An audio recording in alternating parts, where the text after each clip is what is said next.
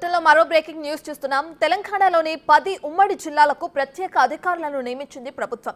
Government కార్యక్రమాలను సమర్థవంతంగా అమలు చేసేందుకు అధికారులను నియమించింది. ఇక జిల్లా కలెక్టర్లతో సమన్వయం చేసుకోవడానికి వెంటనే జిల్లాలను సందర్శించాలని ప్రత్యేక అధికారులకు సర్కార్ ఆదేశాలు జారీ చేశారు.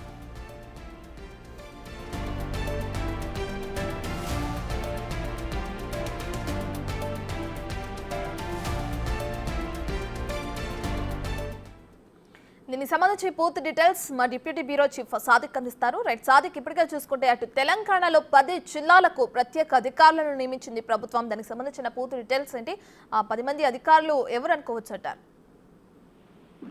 రత్న, తెలంగాణలో పాలన మరింత స్పీడప్ పెంచేందుకు ముఖ్యమంత్రి రేవంత్ రెడ్డి తన పాలనా మార్పును చూపిస్తున్నారు. ఇప్పటికే జిల్లా కలెక్టర్లు కొంత వెనుకబాటుతనం ఉన్న నేపథ్యంలో వారికి సపోర్ట్ గా ఈ యొక్క 10 సంబంధించినటువంటి ఉమ్మడి జిల్లా 10 సంబంధించినటువంటి జిల్లాలకు స్పెషల్ ఆఫీసర్లను నియమిస్తూ ఉత్తర్వులు జారీ చేయడం జరిగింది. ప్రభుత్వ కార్యక్రమాలను మరింత సమర్థవంతంగా తీసుకెళ్లాలనే లక్ష్యంగా ముఖ్యమంత్రి రేవంత్ రెడ్డి ఈ నిర్ణయం తీసుకున్నారు. అంతేకాకుండా రేపటి నుండి మనకు రేషన్ కార్డుల పంపిణీ కూడా పైలట్ ప్రాజెక్ట్ గా తీసుకోబోతున్నారు కనుక దానికి సంబంధించినటువంటి యాక్టివిటీస్ చాలా ఎక్కువగా ఉంటాయి. పరిపాలనను మరింత పారదర్శకంగా మరింత ఎఫెక్టివ్ గా తీసుకువెచ్చే లక్ష్యంగా ఈ యొక్క స్పెషల్ ఆఫీసర్లను నియమించడం జరిగింది. వీళ్ళందరూ కూడా కలెక్టర్ తో కోఆర్డినేట్ చేస్తూ ముందుకెళ్తారు. సంక్షేమ పథకాలను మరింత క్షేత్రస్థాయిలో తీసుకెళ్లేందుకు ఈ స్పెషల్ ఆఫీసర్ ను నియమించడం జరిగింది. ఇప్పుడు ఉదాహరణకు మనకు 10 జిల్లాలు అయినటువంటి చూసినట్లయితే ఆదిలాబాద్, నిర్మల్, ఆసిఫాబాద్, మంచిర్యాల జిల్లాలకు ప్రత్యేక అధికారిగా మనకు రవాణా శాఖ ముఖ్య కార్యదర్శిగా ఉన్నటువంటి ఇలంబర్తిని నియమించారు.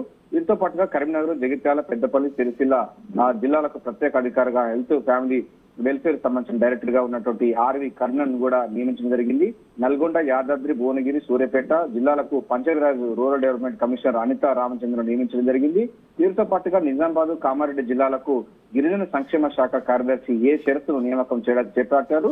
వీరితో పాటుగా రంగారెడ్డి, వికారాబాద్, మేడ్చల్, మల్కాజ్గిరి జిల్లాలకు సెర్ఫ్ సిఇఓ దివ్యను నియమించడం జరిగింది. మహబూబ్ నగర్, నారాయణపేట, వనపర్తి, జోగులాంబ గద్వాల్, నాగర్ కర్నూలు జిల్లాలకు తెలంగాణ కాలుష్య నియంత్రణ మండలి సభ్య కార్యదర్శి అయినటువంటి రవి గారిని నియమించడం జరిగింది. వీరితో పాటుగా వరంగల్, హన్మకొండ, జనగామ, భూపాలపల్లి, జయశంకర్, భూపాలపల్లి, ములుగు, మహిబాద్ జిల్లాలకు వైద్య ఆరోగ్య శాఖ జాయింట్ సెక్రటరీగా ఉన్నటువంటి వినయ్ కృష్ణారెడ్డిని నియమించడం జరిగింది.